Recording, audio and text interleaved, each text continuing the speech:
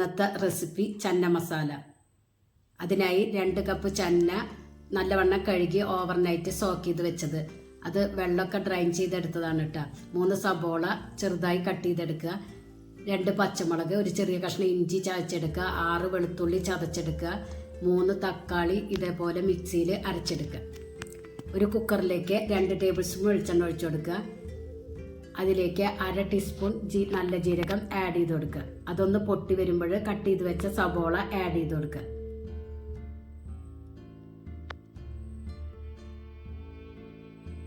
സബോള ഒന്ന് വഴന്ന് വരാനായി അല്പം ഉപ്പ് ഇതിലേക്ക് ആഡ് ചെയ്യാം. എന്നിട്ട് നല്ലവണ്ണം ഇളക്കി സബോള ഒന്ന് സോഫ്റ്റായി വരുമ്പോൾ അതിലേക്ക് ഇഞ്ചി, വെളുത്തുള്ളി, പച്ചമുളകും ആഡ് ചെയ്ത് കൊടുക്കുക. ഇഞ്ചിയുടെയും വെളുത്തുള്ളിയുടെയും പച്ച മണം മാറി ഇതൊന്ന് കളർ ചേഞ്ച് ആയി വരുമ്പോൾ അതിലേക്ക് ടൊമാറ്റോ പ്യൂരി ആഡ് ചെയ്ത് കൊടുക്കുക.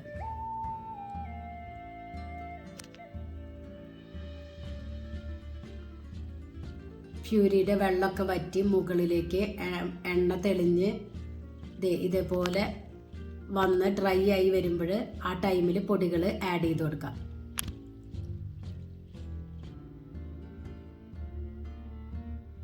1/4 ടീസ്പൂൺ മഞ്ഞൾപ്പൊടി,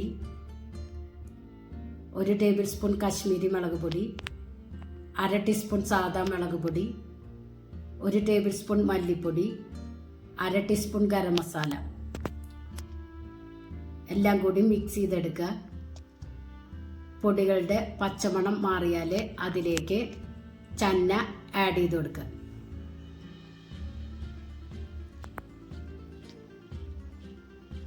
നല്ലവണ്ണം ഇളക്കി യോജിപ്പിക്കുക. ഇതിലേക്ക് ഞാൻ തിളച്ച വെള്ളമാണ് ഒഴിച്ചു കൊടുക്കുന്നത്. ഇതിൻ്റെ മുകളിൽ നിൽക്കുന്ന വിധത്തിൽ വെള്ളം ഒഴിച്ചു കൊടുക്കുക.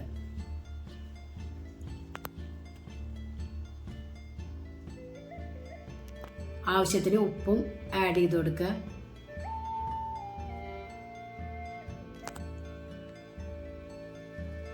കുക്കറും മൂടി ഒരു 8 വിസിലിട്ടാണ്.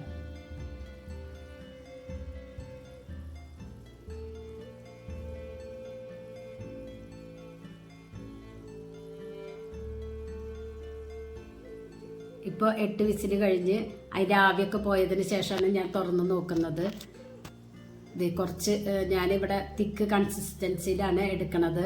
നിങ്ങൾക്ക് വേണമെങ്കിൽ ഈ കൺസിസ്റ്റൻസിയിൽ എടുക്കാം. ഉപ്പ് പോരാത്തതുകൊണ്ട് ഞാൻ കുറച്ച് ഉപ്പ് ആഡ് ചെയ്യുന്നുണ്ട്. വെള്ളം കുറച്ച് വറ്റിച്ചെടുക്കാനായിട്ട് ഞാൻ സ്റ്റവ് ഓണാക്കുക.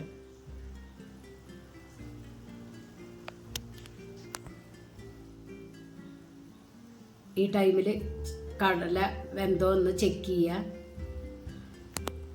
ഇപ്പോൾ കുറച്ച് വെള്ളമൊക്കെ വറ്റി ഒന്ന് തിക്ക് ആയിട്ട് വന്നിട്ടുണ്ട്. ഈ ടൈമിൽ ഒന്ന് ചെറുതായിട്ടൊന്ന് ചന്ന ഒന്ന് മാഷ് ചെയ്ത് കൊടുക്കുക. ഇതുപോലെ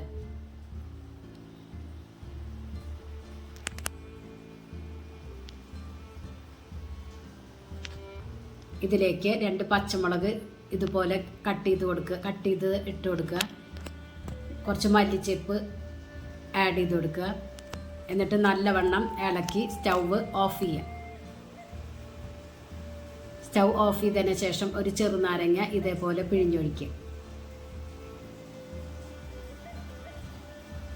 എന്നിട്ട് നല്ലവണ്ണം ഇളക്കി യോജിപ്പിക്കുക. അടിപൊളി ചന്ന മസാലയാണ് കേട്ടോ. കുറച്ച് പഞ്ചസാര വേണമെങ്കിൽ ആഡ് ചെയ്യാം. നിങ്ങളൊരു പ്രാവശ്യമെങ്കിലും ഇതുപോലെ ഒന്ന് വെച്ച് നോക്കി ഫീഡ്ബാക്ക് അറിയിക്കണേ. നിങ്ങൾക്ക് ഈ ചാനൽ ഇഷ്ടമാവുകയാണെങ്കിൽ സബ്സ്ക്രൈബ് ചെയ്യുക, ലൈക്ക് ചെയ്യുക, ആ ബെല്ലൈക്കൺ ഒന്ന് അമർത്തുക. അപ്പം ഞാനിടുന്ന ഇതേപോലുള്ള വീഡിയോസ് കിട്ടുന്നതാണ്. ഫ്രണ്ട്സിന് ഷെയർ ചെയ്യാനും മറക്കരുത്. Thank you.